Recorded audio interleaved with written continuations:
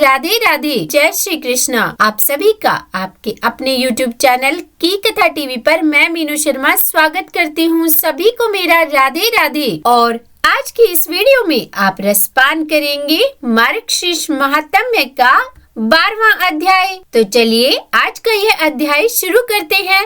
तो सभी प्रेम से बोलिए भगवान विष्णु की जय, माता लक्ष्मी की जय, कृष्ण भगवान की जय। ब्रह्मा जी भगवान विष्णु से बोले कि हे भगवान, एकादशी का महात्म्य और मूर्तियों का विधान भी मुझसे कहिए। तब श्री भगवान बोले, हे विप्रशार्दूल, मैं एक पाप नाशनी कथा कहता हूँ, जिसके सुनने मात्र से ही ब्रह्म हत्या आदि महापाप भी नाश हो जाते हैं। प्राचीन समय में काम्पल नगर में वीरबाहु नामक एक राजा रहा करता था। वह राजा सत्यवादी, जीत क्रोधी, ब्रह्मचेता और मेरी सेवा में सदैव तत्पर रहता था। यह उत्तम भाव वाला, दयावान, रूपवान, बलवान, भगवत भक्तों का भक्त और मेरी कथा में सदा प्रेम रखता था। कथा में लीन रहने वाला, रात्रि को जागरण करने वाला, विद्वान, दाता, क्षमाशील, पराक्रम वाला, जितेंद्रिय, रण में विजय पाने वाला, रिद्धि में कुबेर के समान, पुत्रवान, अनेक पशुओं का पालन करने वाला और अपनी स्त्री के ही प्रेम में रत रहने वाला था। उसकी स्त्री का नाम कांतिमती था। वह रूप में अद्वितीय, पतिव्रता, महासाध्वी और मेरी भक्ति में सदा रत रहती थी। वह विशाल नेत्र वाला युवा राजा अपनी स्त्री के साथ पृथ्वी का पालन करता था। मेरे सिवाय और किसी देवता को नहीं जानता था। हे विप्रशार्दूल, एक दिन उस महात्मा वीरबाहु राजा के घर महामुनि भारद्वाज आए।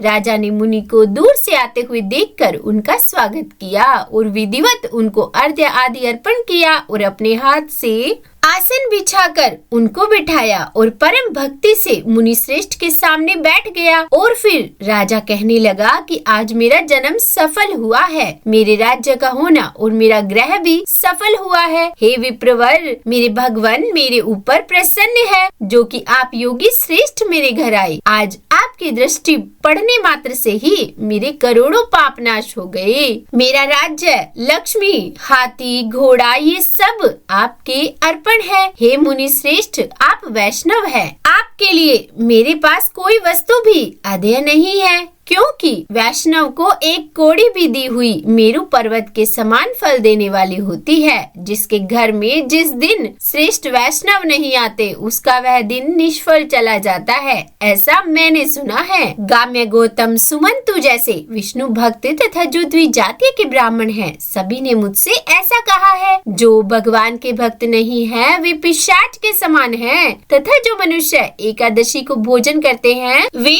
महापातकी है।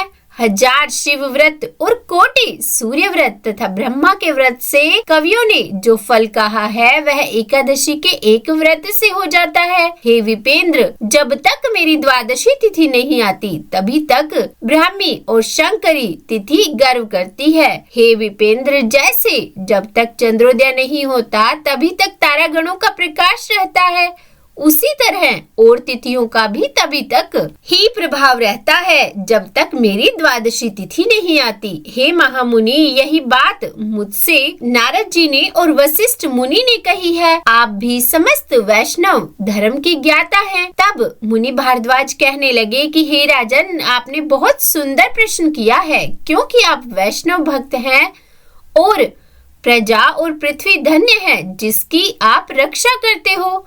वन में तथा तीर्थ में जाकर वास करना अच्छा है, परंतु जिस देश का राजा वैष्णव ना हो, उस देश में नहीं रहना चाहिए। जिस पृथ्वी को भगवत भक्त राजा पालन करता है, उस राष्ट्र को पाप रहित और वैकुंठ के तुल्य मानना चाहिए। जैसे नेत्रहीन देह और पतिहीन स्त्रियां दशमी युक्त एकादशी व्यर्थ कही गई है, वैसे ही वैष्णव रहित राष्ट्र भी व्यर्थ है। माता पिता का पालन पोषण न करने वाला पुत्र और दशमी युक्त एकादशी व्यर्थ है, वैसे ही वैष्णव राजा से रहित राष्ट्र व्यर्थ है। जैसे दान रहित राजा, रस बेचने वाला ब्राह्मण, दशमी एकादशी व्यर्थ है, दशमी युक्त एकादशी व्यर्थ है। जैसे दांतहीन हाथी, पंखहीन पक्षी और दशमी युक्त एकादशी व्यर्थ है, वैसे ही वैष्णव राजा से रहित राष्ट्र व्यर्थ है।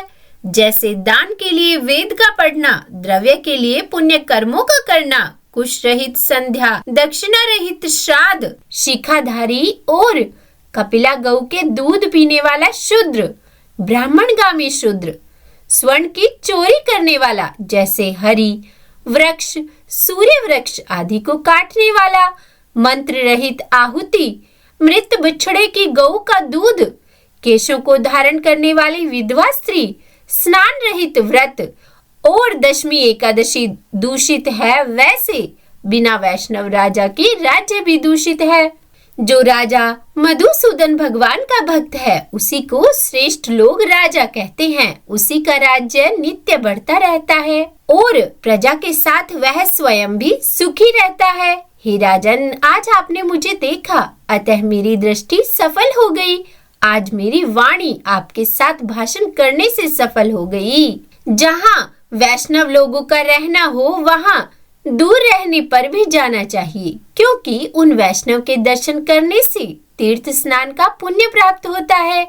हे राजन, आज मैंने विष्णु भक्ति में रत पवित्र सदाचारी आपको देखा है। सो हे राजन, आपका कल्याण हो, आप सुखी हो। और उसी समय रानी कांतिमती ने आकर मुनि श्रेष्ठ भारद्वाज को नमस्कार किया। तब मुनि श्रेष्ठ भारद्वाज ने आशीर्वाद दिया कि हे बरारोहे, तुम सौभाग्यवती हो और अपने पति की भक्तिन हो और केशव भगवान में तुम्हारी निश्चल भक्ति हो। उसके पश्चात वीरबाहु मुनि को प्रसन्न करता हुआ मेघ के समान गंभीर वचन कहने लगा कि हे मुनि श्रेष्ठ, मैंने पहले जन्म में कौन सा ऐसा अच्छा कर्म किया जो शत्रु रहित राज्य मुझे मिला। ये विपुल लक्ष्मी कैसे मुझे प्राप्त हुई। गुणवान श्रेष्ठ पुत्र और सुंदर मनोहर प्रिय स्त्री कैसे मिली, जो कि मुझ में चित्त लगाने वाली और मुझ में प्राण रखने वाली जनार्दन भगवान का ध्यान करने वाली है। मैं कौन हूँ और यह मेरी स्त्री कैसे हुई। मैंने ऐसा कौन सा दुर्लभ धर्म का कार्य किया तथा किस पुण्य के प्रभाव से अनंत लक्ष्मी मुझको प्राप्त हुई।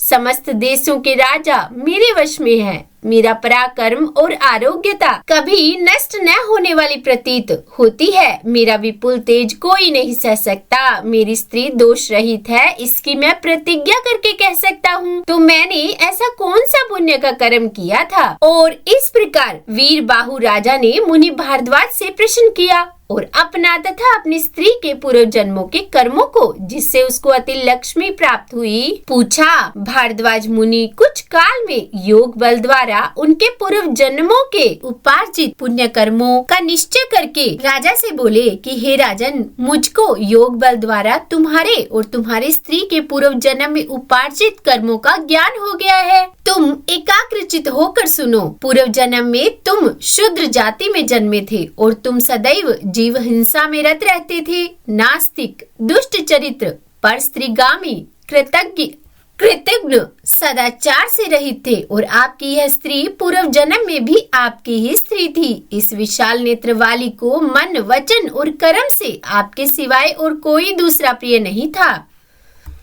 यह पतिव्रता निरंतर आपकी सेवा किया करती थी। आपके विषय में इसने कभी दुष्ट भाव नहीं किया और इस प्रकार समय व्यतीत होने पर आपके मित्रों और भाई बंधुओं सब ने आपको त्याग दिया और आपके पूर्वजों का संचित किया गया सभी धन भी नष्ट हो गया। तो आपने खेती बाड़ी का काम शुरू किया, परंतु पूर्व जन्म के कर्म फल से सब खेती बाड़ी भी खत्म हो गई, सब धन नष्ट हो गया और नष्ट हो जाने और भाई बंधुओं से त्याग हो जाने पर इस अत्यंत क्षीण अवस्था में भी इस पतिव्रता ने आपको नहीं त्यागा। सब कर्मों से गिरकर निर्जन वन में चले गए और वहाँ पर जीवों को अवध करके आत्मरक्षा करने लगे और इस प्रकार अपनी स्त्री के साथ तुम वहाँ रहने लगे। अब कई वर्ष बीत गए। एक समय दिशा विदिशा को भूलकर एक देव शर्मा नाम वाला श्रेष्ठ ब्राह्मण वहाँ आ निकला। भूख और प्यास से दुखी होकर मध्याह्न के समय वह ब्राह्मण उस